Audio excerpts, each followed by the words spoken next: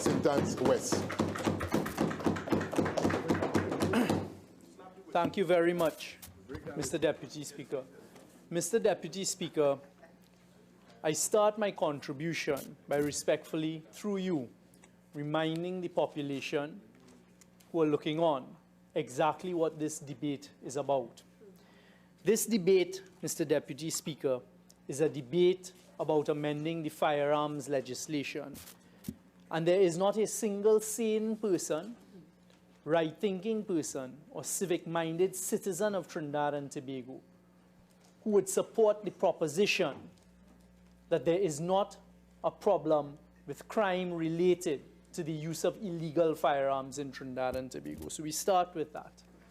The second thing I'd like to say, Mr. Deputy Speaker, is as a member of Parliament for Port of Spain North, St. Anne's West, which is an area that the member for Naparima, on a number of occasions, when reading his pre-prepared speech, referred to inner city youth and the racial dog whistles that were taking place from the member of Naparima, referring to my constituents as descendants and members of the slave population. We reject all the racial dog whistling taking place. And before getting into the meat of the debate, Mr. Deputy Speaker. Carney East, again, Carney East, you will be given the opportunity to enter the debate.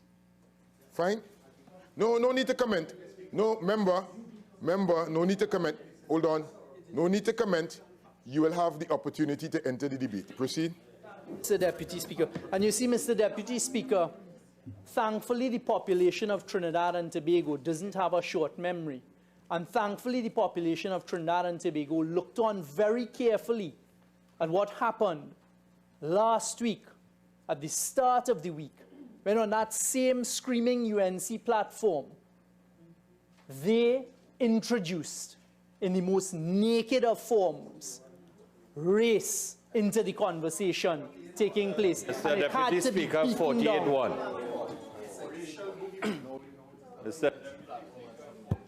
Excuse me, members, overrule, proceed. Thank you very much, Mr. Deputy Speaker. You see, there was a lot of screaming and shouting taking place about not wanting to confront the truth. But the population will decide what is the truth. And I'm marking the ground here, unfortunately, on the 9th of the 9th in 2019, in this August House, that once again, the first speaker from the opposition saw it fit to blow the dog whistle, following the leader of the opposition last week on our UNC platform, blowing the racial dog whistle. Having said that, to remind the population what we're here to deal with today, Mr. Deputy Speaker. Mr. Deputy Speaker, I rise on 48-4 and 6.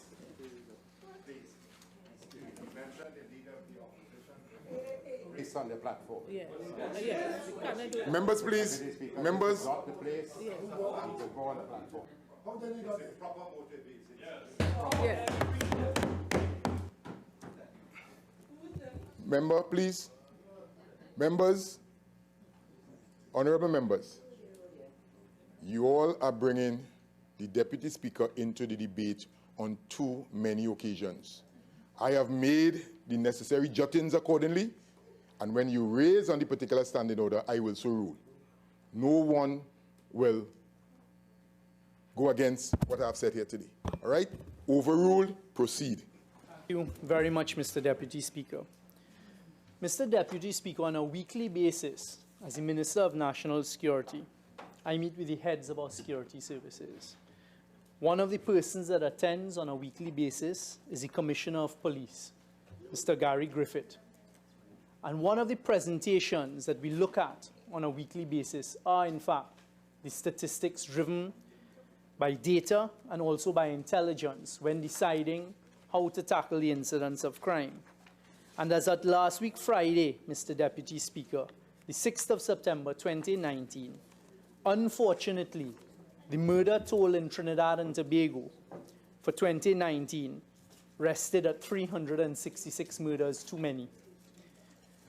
And out of those 366 murders that were recorded as of the 6th of September 2019, 297 of the murders were committed via the use of illegal firearms.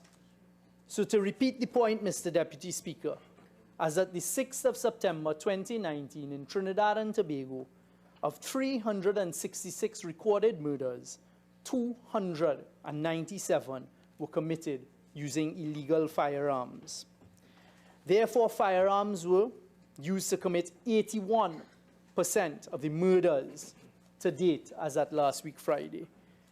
And it is the responsibility of us, the legislators, to determine what can we do.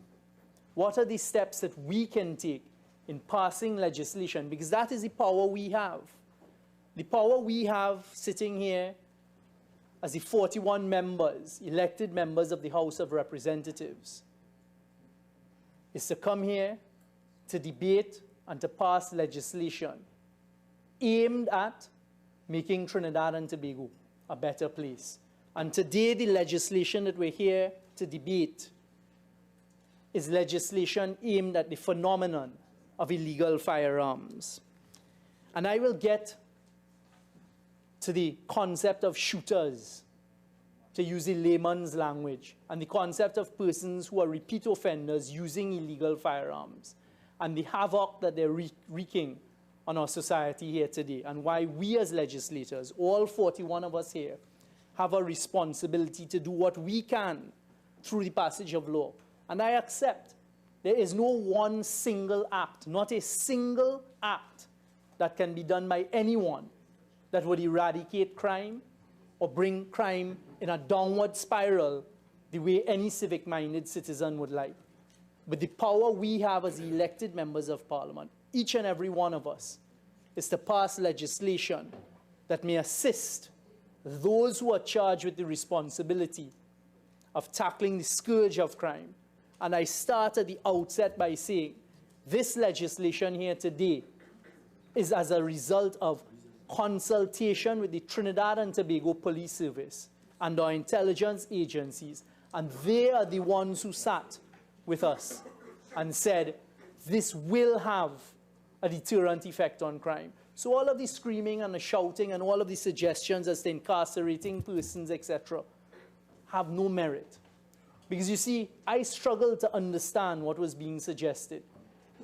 We are faced with 297 murders as at last week Friday being committed by the use of illegal firearms. Over 80% of the murders in Trinidad being committed by the use of illegal firearms. And surely it cannot be suggested by anyone in this House or any right-thinking or civic-minded citizen of Trinidad and Tobago that it is better to have persons utilizing, using, walking around, carrying illegal firearms out there than incarcerated and off of the streets. That cannot be the suggestion. And if that is the suggestion, we reject it outright. You see, let's start with the concept of a firearm, Mr. Deputy Speaker. The single and sole purpose of a firearm is to kill someone. There is no other purpose of a firearm other than to kill someone. So if you accept that the purpose of a firearm, and I'm hearing the member for Siparia saying to injure someone. So if you accept that the purpose of this firearm is to injure or murder someone, to kill someone, you need to address it. And I'd also add very quickly that the examples being utilized of the United Kingdom, Norway, and Germany are the most ridiculous concepts I've heard in a long time. For the single reason that those jurisdictions do not face the scourge of the use of illegal firearms. Anyone who has traveled to the United Kingdom would understand immediately. And I remember when I was sent off to school there many moons ago, being surprised that the police officers did not even carry firearms.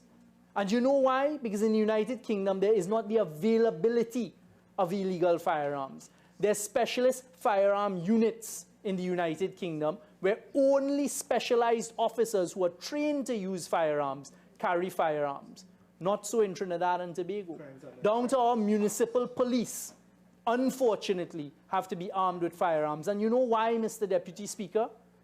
Because of the risk that they face. And the availability of illegal firearms now, unfortunately, in Trinidad and Tobago is the reality of the situation. And I am not here today to say how the firearms came in during what periods of time, because the reality of what we're dealing with here today and what we have to address today is what are we going to do about it. And when I use the word we, it is the collective we, the 41 of us here, elected from Tobago to Trinidad, to deal with the scourge of the use of illegal firearms. And I want to use some statistics, if you would permit me, Mr. Deputy Speaker, to carry home the point and to let persons know exactly what we are facing in Trinidad and Tobago and the reality of the scourge of illegal firearms. And to sit here rather, and to listen to those screaming, tell us about statistics, tell us about comparatives.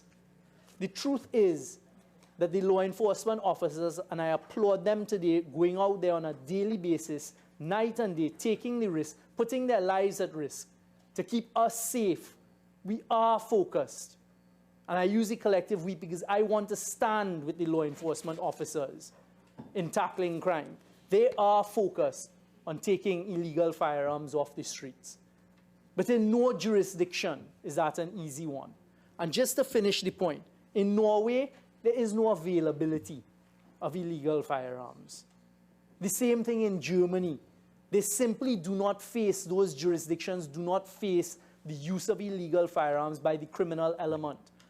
The normal citizen walking on the streets in those three countries are not at risk of being hurt by the use of illegal firearms. So let's get to reality. The monthly comparative of firearms found and seized from January 1st to August 31st in 2018-2019, I wouldn't get into the monthly. What I will say is, at the end of August 31st, 2019, police had seized 549 illegal firearms, compared to 691 last year. And I pause on this point to drive home the types of illegal firearms being used. Because as I stood in the other chamber, the other place, I made the point that no longer is it old revolvers or homemade shotguns being utilized by the criminal element out there. And God forbid any of us in here face or stare down the barrel of what the criminal element has out there. The average firearm, handgun, being used by every criminal out there is a Glock. A very sophisticated weapon that never jams. Every Glock can carry, well, the Glocks that they're using can carry 15 plus 1, 16 rounds. But what we're seeing is the use of extended magazines, carrying up to 33 rounds. A simple variance of a Glock can turn it into an automatic from a semi-automatic handgun. This is what we, the citizens, are facing. So to stand here and say that the only reason this bill is being supported is because you want to see the government fail is very, right? Is you want to see incompetence and you want to see not performing and you want to see failure. That is not a reason. The reason we must support the legislation is because the reality that our citizens are facing is the criminal element has access to the most sophisticated types of firearms. The two speakers before me spoke about the use of semi-automatic and assault rifles. AR-15s. AR-15s don't come from Venezuela. Glocks don't come from Venezuela. So all of the old talk and the narrative and the continued propaganda that this is a problem from Venezuela, it is not. Before coming here a short while ago, I had a meeting with the deputy commander of U.S. Southcom, Lieutenant General Flynn. And one of the things we discussed was the assistance in fighting the trafficking of illegal arms. Yesterday, I was privileged enough, due to the post that I currently hold, to accompany the Chief of Defense Staff of Trinidad and Tobago and 119 of our Trinidad and Tobago Defense Force officers to Nassau, Bahamas. And when I met with the Minister of National Security there and his Chief of Defense Staff, a big part of my conversation with the Chief of Defense Staff of Bahamas is he explained to me it's 100,000 miles in the archipelago that they have to patrol, and it is impossible once you're an island to secure your borders. And they discussed the proliferation of illegal firearms. So the illegal firearms, the AR-15s and the Glock, I want to tell everybody here, come from North America. They don't come from Venezuela. Yes, the AK-47s and other firearms do. But this false narrative being spewed out there that it is only from South America is false. So we need to tackle it. And the concept of a shooter. There was a recent incident where a criminal element was terminated, was murdered by another criminal element right there in the West at a KFC outlet. And you know what information was brought to me afterwards, Mr. Deputy Speaker? He was under investigation for 47 murders. 47 murders with the use of illegal firearms. Because you see, you can either have a legal firearm, you're licensed by the Commissioner of Police, or illegal. And all of the criminal element. Well, let me retract that. Because it depends on how you define the criminal element. A lot of the criminal element are carrying illegal firearms. So that is what this legislation is here today about. And one of the greatest deterrents, as has been told to us by the Trinidad and Tobago Police Service, is to increase the fines. And is also to take away the fines and increase the sentences. So again, this false narrative about incarcerating en masse, I want to put it to the population this way. The only people who stand risk of being incarcerated under this legislation are those who are carrying illegal firearms. And the whole conversation about incarcerating someone potentially for the full course of their natural life, it is only if they are convicted for the third time with an illegal firearm. So let the population understand that a person who is convicted once for an illegal firearm, convicted twice for an illegal firearm, and then caught and convicted a third time for an illegal firearm can only be a repeat offender, can only be a person who is a criminal element carrying around an illegal firearm to kill people. And therefore, it makes abundant sense to send a signal to those types of people, not confined by race whatsoever. At least we on this side don't see it that way. We on this side, when preparing law and when carrying out our duties, I can say without fear of contradiction, do not see race. We see right and we see wrong. You don't hear us on platforms or in Parliament talking about persons by their race. I take umbrage to that as a citizen of Trinidad and Tobago. And the legislation we're here debating today, Mr. Deputy Speaker, is to deal with the criminal element. And the only one who stands the risk of being incarcerated for the rest of his or her natural life is a criminal who for the third time has been convicted by a competent court of being found in possession of an illegal firearm. And what is wrong with that? Is that a person we want out amongst us in society? You're caught once and convicted. You're caught twice and convicted. The third time you're caught and convicted. Yes, stay in prison. I stand by that. And I think that is the right legislation for Trinidad at this time. You see, in the same statistics used by the Commissioner of Police, we deal with murders, we deal with shootings and woundings, and we deal with illegal firearms found and seized. And I want the people of Trinidad and Tobago to understand what we've done for this year up to the 6th of September, from the 1st of January to the 6th of September 2019,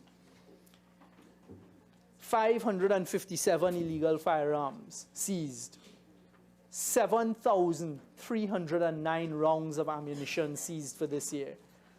Last year, at this time, Mr. Deputy Speaker, 12,776 illegal rounds of ammunition.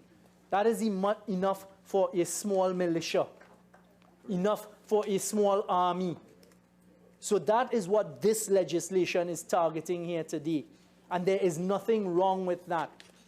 And I strongly suggest, Mr. Deputy Speaker, that the sentences we're proposing, which only are invoked upon conviction, are proportionate. They're proportionate today to deal with what it is we have to deal with. You see, my friends from Couva South and Couva North recently had to face something in their constituency with fishermen. And you ask the families of those fishermen, and the same fishermen that you want to protect and that you want us to protect, us meaning the state, it is illegal firearms. They didn't jump off or be thrown off their vessels because the men said to do so. It is because the criminal element are utilizing illegal firearms. And that is what we're facing out there. So if we catch the criminals with the illegal firearms, let us throw the full brunt of the law. Yes, let them be lost in prison. There's nothing wrong with that, because they have taken away our liberty. They have taken away your constituents' liberty, the ability to be able to walk the streets, to go out in their vessels, to do whatever it is they need to do on a legal basis. And that, my colleagues, is what we are being called upon here today to address. This is nothing to do about race. This is nothing to do about your side and our side. This is the responsibility each and every one of us here today as legislators have. The oath that we all took without fear or favor, without ill will or malice, to stand up for the law-abiding citizens of Trinidad and Tobago and to pass this legislation without the rhetoric. It is to stand up and do it without the rhetoric, because, you know, at some stage as politicians, we have to be rhetoric. We have to be responsible. And you have to step out of the old school, old talk, and pelt in mud and sling in mud, and step up to the plate to do what is right for Trinidad and Tobago. And I want to suggest today is that day. Today is that defining moment, because we all in here know what we're fighting with the illegal firearms out there. And the concept of shooters is real. The concept of the repeat offenders being held with firearms is real. I will breach confidentiality and say this here now in the Parliament to share amongst my colleagues. Within the last few weeks, dealing with a number of deportations, something struck me and it upset me at the heart and at the core, and I'm going to deal with the judiciary shortly. There were persons picked up with illegal firearms, illegal ammunition, and narcotics illegally. Those persons were taken to court. They pled guilty, so they didn't waste judicial time. They were held with illegal arms, ammunition, and drugs. Illegal. Illegal. And you know what they did? What the magistrate did? You know what was the fine put on this person, these people? $5,000 for the illegal narcotics and $7,500 for the illegal arms and ammunition. If you do that, colleagues, we cannot call upon the law enforcement officers out there who are putting their lives at risk morning, noon, and night to go and fight the criminal element. That is the signal that the judiciary is sending. And I don't buy this thing about sentencing guidelines, because at the end of the day, you know there's a discretion. And unless the judiciary joins with us in fighting crime, we are going to get nowhere. And the best we can do without trampling on the separation of powers, the best that we can do is what we're doing here today, colleagues. The best we can do, because this is not mandatory sentencing.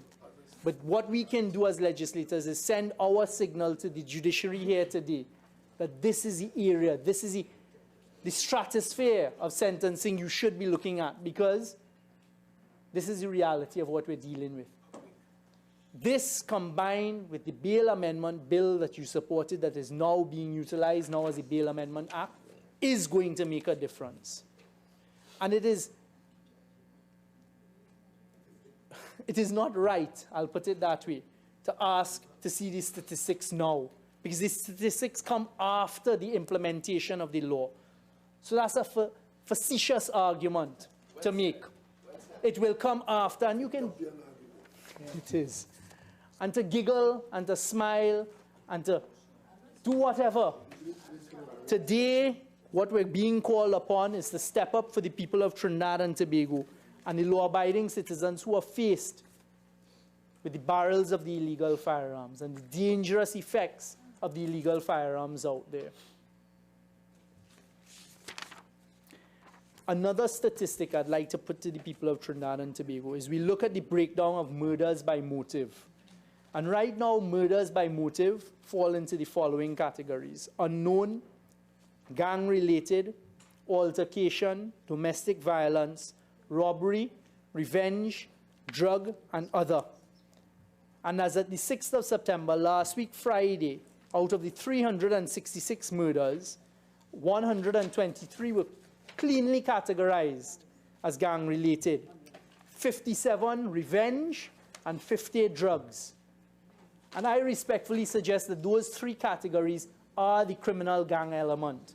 And when you add it up, it's 230 out of 366 murders. So 63% of the murders are clearly gang-related in Trinidad and Tobago. And we need to send a strong signal to them, Mr. Deputy Speaker. Send a strong signal to the criminal element who are repeat offenders, who think it is okay for them to pick up the illegal firearms and go out there to commit their crimes. And a robbery turns into a murder, 45 of them for the year, because we know now that the criminal element has no value for life whatsoever. None. And this is the signal that we have to send to them, respectfully, Mr. Deputy Speaker, that if you want to take up an illegal firearm and take the risk and go outside there, we, the legislators in here, are telling the judiciary this is the level of sentencing we think should be applicable. And if you do it 3 times and you're convicted on the 3rd time, yes, spend the rest of your natural life. Because there is nothing that you are doing out there. You've had 2 previous opportunities to reform your life. And I also want to correct something. Because the prison service is being done a disservice in here when you hear the contribution of Naparima. The prison service has been working very, very hard at the reform and the rehabilitation. And in fact, you've been seeing it for the first time highlighted to the extent that it has been. You saw recently with their art exhibition, their reading, the various programs they're trying to push, Mr. Wayne Chance and his vision on a mission. All of these are the types of things we should be encouraging and we should be highlighting. Because he is right. We do need to provide restorative justice in the system and rehabilitation for reintegration. But today, this is not what this is about. Because today, the natural life is when you're found and convicted for the 3rd time with an illegal firearm. 3 strikes and you are out. You're in where you should be. And that is, Mr. Deputy Speaker, this government's position with respect to those who want to carry out a life of criminality and walk around with their illegal arms and ammunition. Serious crimes for 2019. Again, let the country understand what we're dealing with, Mr. Deputy Speaker. Mr. Deputy Speaker, as at the 31st of August 2019, 364 murders. Woundings with firearms and other weapons and shooting with firearms, 468. And I pause here. For 2019, as at the 31st of August, woundings with firearms and other weapons and shootings with firearms, 468. Compared to the year before, 529. The member for Naparima said at the end of his contribution, tell us about a drop in murders of 10%, and we will aim for it. Honourable Member, your initial 30 minutes has expired. You have an additional 15 minutes, right? So we'll go till 4:30, and then we will conclude after we resume our tea. Thank you very much, Mr. Deputy Speaker. I'll actually try and wrap up. Mr. Deputy Speaker, I want the population to listen carefully to this. What we have implemented in the last year has reduced the number of woundings with firearms and other weapons, shootings with firearms, by 11.5%, from 529 to 468. So do not stand here and chastise the law enforcement officers, the intelligence officers, the defense force officers who are working hard to reduce it, because they are reducing it. Let the population know we are heading in the right direction. Despite what Doppy and others may want to say, we are heading in the right direction. Possession of firearms and ammunition, serious crimes. I haven't identified who Doppy is. If somebody wants to claim the title Doppy, do it. Serious crimes. Serious crimes. Mr. Deputy Speaker. Possession of firearm and ammunition dropped by 26.5%. The possession of firearms and ammunition in the past year has dropped by 26.5%, from 913 to 671. So, Mr. Deputy Speaker, what I would like to say as well is that persons arrested and charged between the 1st of January to the 31st of August 2019 for murders, 39. Is it enough? No. Are we pushing harder to have more successful arrests and charges? Yes. But 154 persons were arrested and charged with wounding and shooting. Mr. Deputy Speaker, perhaps the most definitive statistic for this afternoon. For the year 2019 up to the 31st of August, 816 persons were arrested and charged with possession of firearm and ammunition. And those are the people that we're sending the signal to, that if you walk around with illegal arms and ammunition, we are increasing the sentencing for you. And that is, Doppy, you had your chance.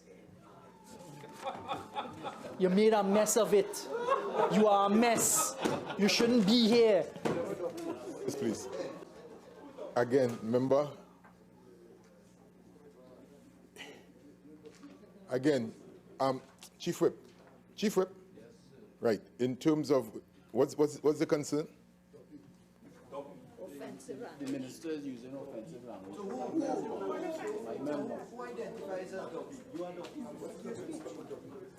Members, please. Members, please. Please. Again, Chief Whip, Leader of the House. All right? Again, don't bring the Speaker's chair into the concern of your personal concerns, please. So I need to be clear.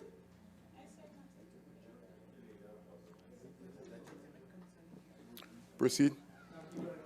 And Mr. Deputy Speaker, as I wind up my contribution, I'd like to place on the Hansard and on the record that this legislation and the intent of this legislation is only to deal with the criminal element of society. And that is how we see it. This legislation is aimed and targeted specifically and surgically at that element of society who engage in criminality and want to walk around with illegal arms to harm people. Whatever race, whatever creed, whatever religious persuasion they may be, that is how we see the world on this side. And I take great offense to any suggestion otherwise and a categorization of jailing more and more young people from the inner city. That is not what this legislation is about. And he's still pursuing it.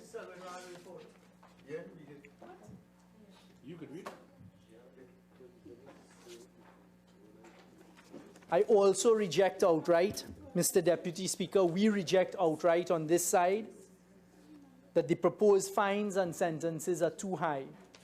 Because what we're currently facing as citizens of Trinidad and Tobago, and what you're facing on a daily basis as you open your newspaper and you see another citizen slain, and quite a lot of them may be engaged in criminal activity, but by the use of illegal firearms, over 82% through the use of illegal firearms. The only power we have in here, colleagues, is to pass law. And to pass law that is always speaking and law that is directed at dealing with the scourges that society is feeling and having to deal with. And that is what we're here dealing with today. And lastly, there was a comment made that was the most offensive comment. And that hard, because there were a lot of offensive comments. But the most offensive, that the PNM administration could only think of locking up people and throwing away the key. I reject that outright. Those who should be locked out, that is the criminal element, will be locked up. Those who are to be locked up, who are the criminal element, this administration will do what we can to ensure that they're behind bars. Be it white-collar crime, be it the gang leaders, the persons who are engaging in gang activity. And despite all of the provocation by the member for Naparima, who comes here with the most disgusting of comments, because that is his nature. Having come from bowels, that is all that he can do. That is all that he can do. With those few words, I shine the spotlight on the member for Naparima. Let the population look at the member for Naparima and see who he is, what he is, and how he has become what he is. And Mr. Deputy Speaker, we on this side ask that this legislation be passed today to fight the scourge of illegal firearms.